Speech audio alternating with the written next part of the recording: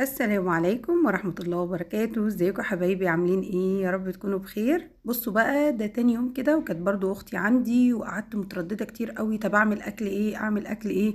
المهم هم ولادها وولادي كلهم بيموتوا في الكشري المصري، فقالوا لي خلاص عايزين بقى احسن حاجة انت بتعمليها ونفسنا في الكشري المصري. قلت خلاص من عيوني.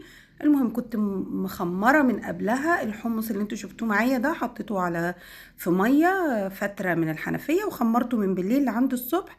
ودلوقتي حطيت الحمص، مش الحمص، اسمه ايه، العدس بجبة اللي هو الاسود دوت، غسلته كويس ونضفته وبعدين حطيت عليه شوية ملح وحطيته على النار زي ما انتوا شايفين، وحطيت عليه برضو على الحمص شوية ملح. هنا بقى كده زي ما انتوا شايفين، اول حاجة ببدأ بيها بعملها مع الكشري المصري، وركزوا في الطريقة دي بيطلع الكشري تحفة.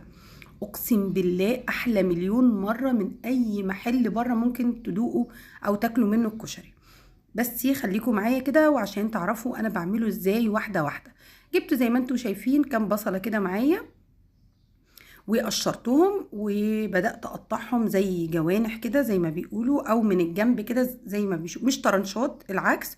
وبصوا الحته اللي في النص دي انا خدتها شلتها كده في جردل الزباله اللي هي ايه في القلب، عشان لما اقطع البصله تكون متفككه من بعضها ما تمسكش. الحته اللي فوق عند الراس بتاعه البصله لازم اشيلها كويس، اقورها كده عشان لما اجي اقطع البصل يفك من بعضه.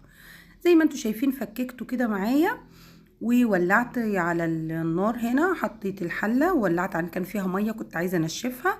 معلقتين اتنين نشا على البصل بيخلوه مقرمش كده. انا في العاده ما بحطش، بس قلت النهارده عشان ولاد وكده ايه اخليه مقرمش عشان ياكلوا. بقلب بقى كويس قوي البصل بعد ما فككته، طبعا بقلبه كده في معلقتين النشا. وحطيت الحلة على النار زي ما شفتوا معايا، وهحط فيها شوية زيت كتار، لان يعتبر هقلي البصل او هحمره كده. شوية زيت كتار لان الزيت اللي هيفضل ده انا هستخدمه بعد كده في حاجات كتير، فبكتر الزيت شوية.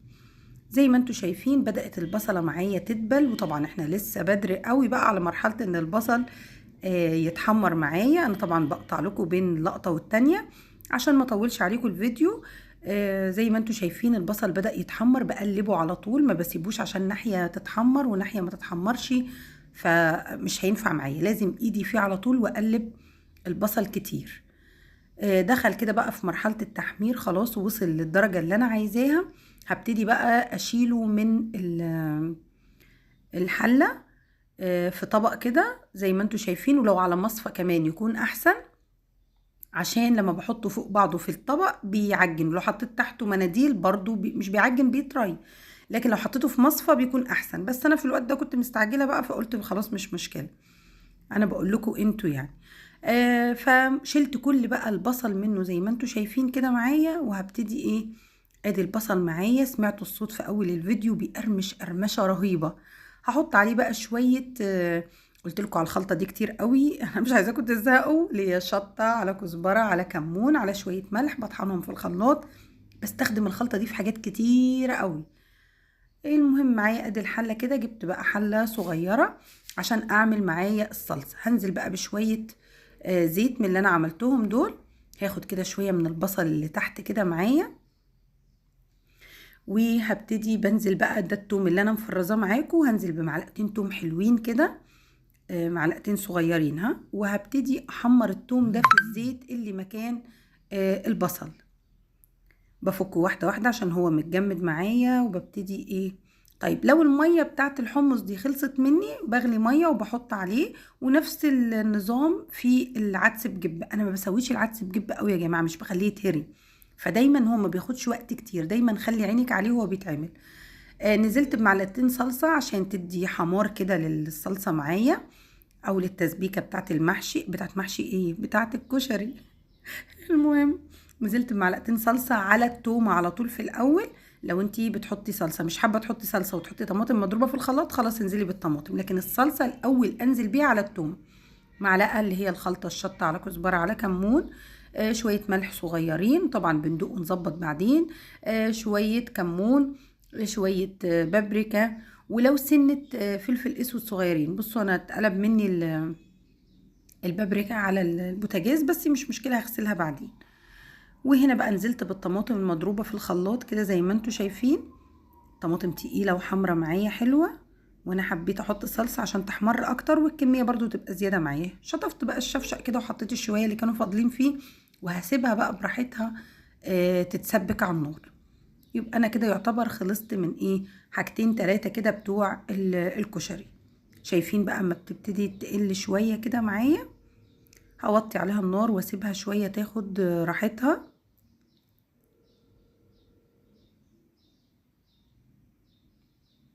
وهنا كده معايا هعمل الرز بتاع الكشري. طبعا انا بحط شوية رز صغيرين، بعمل رز صغيرين بس بكتر فيه الشعرية. بحب الشعرية بتاعت الرز ده تبقى كتيرة، يعني تقريبا بتبقى قد الرز. وبصوا بحطه بقى، بحمر الشعرية وبنزل على الرز وبقلبه شوية حلوين في الزيت كده مع الشعرية، وبحط عليه شوية ملح في الأول وبعدين بنزل عليهم بالمية. بصوا بقى احنا عندنا في البيت بقينا إدمان الشاي بتاع البراد ده. نزلت بقى بالمية كده هقلبه كويس واظبط الحدق بتاعه، وبعدين هغطيه واسيبه بقى على نار عالية شوية لعند ما يتشرب. بعدين هوطي النار عليه خالص وانقله على العين الصغيرة واسيبه يستوي براحته. ادي الصلصة معايا ما شاء الله اتسبكت، بنزل عليها بنص تقريبا نص كوباية خل. الخل بيخلي الصلصة بتاعت الكشري دي رهيبة. لازم تحطوا شوية الخل على صلصة الكشري، بيديكوا طعم المحلات بالظبط، بيخلي طعمها رهيب رهيب. هظبط برضو الحدق بتاعها زي ما احنا عارفين. عايزة بقى شوية ملح شوية شطة، في ناس بتحط شطة، انا عندي عشان الولاد الصغيرين فما حطيتش شطة خالص عليها.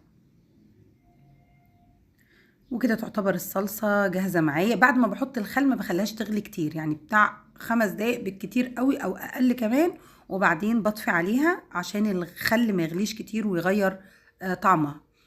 هنا بقى هعمل المكرونة. جبت غليت المية وحطيت فيها ملح، لو حابة تحطي شوية زيت ماشي، انا بعملها على طول فما بحطش زيت. بدأت هنا بصوا بنزل الاول بالمكرونة الصغيرة زي ما انتوا شايفين شويه كده، وبعدين بكسر المكرونه التانية اللي هي الطويله دي وبحطها معاها عشان ما اقعدش بقى اعمل في حلتين والمكرونه مع بعض. قلت لا، بس المكرونه التانية بتاخد وقت اطول شويه من المكرونه الاسباجيتي، فبنزل بيها قبلها بدقيقتين تقريبا. وادي اهو بقلبهم شويه على النار، وهنا بوطي عليهم النار واسيبهم بيستووا بقى في الميه كده زي ما انا عايزه، وبصفيهم. بصوا بقى معلش انا الكاميرا هنا كانت فاصله معايا. الحله اللي انا كنت عامله فيها البصل بنزل فيها بالمكرونه، يا نهار ابيض بتخلي طعم المكرونه رهيب رهيب، بتخلي الكشري ده بيروح في حته تانية خالص.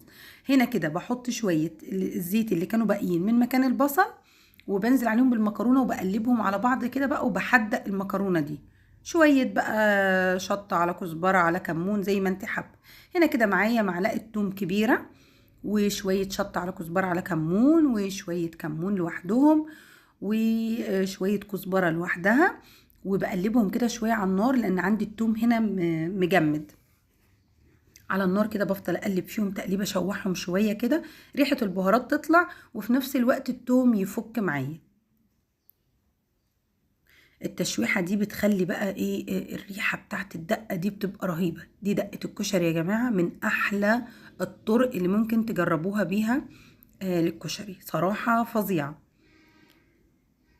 بصوا كده وطيت النار وسبتها. هنا بنزل بقى بايه برضو بتقريبا نص معلقه خل. انا كترت شويه الخل هنا فهتلاقوني كترت في الميه بعد كده، لان الخل ده ما شاء الله مركز قوي. الخل بتاع هاينز دوت غير الخل انا كنت جايباه مره من المحل هنا، اقسم بالله انا كنت بدوق ببقي كده ميه، ما كانش فيه ريحه طعم الخل.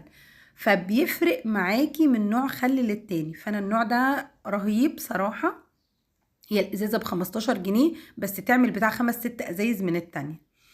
حطيت هنا كوبايه ميه يعتبر قصادها، لقيتها بقى ايه زعقه قوي، طبعا الخل فيها رهيب فزودت كمان كوبايه تانية. وطبعا عصرت ليمون بقى على قد ما تقدري اعصري فيها ليمون عشان يطلع طعمها طعم الليمون فيها حلو. وبظبط برضو الحدق بتاعها زي ما انتوا شايفين كده، وبتبقى معايا احلى دقه كشري ممكن تدوقوها. بصوا هنا الليمونه دي طلعت ناشفه ما فيهاش ميه. شايفين بقى الدقه فظيعه.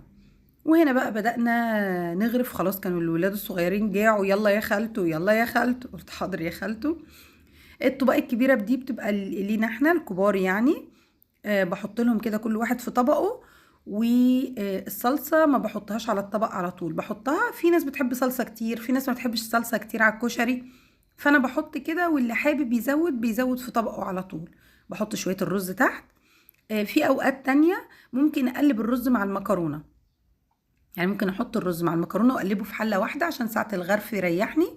بس هم قالوا لي لا احنا حابينه طبقات كده، فقلت خلاص مش مشكلة.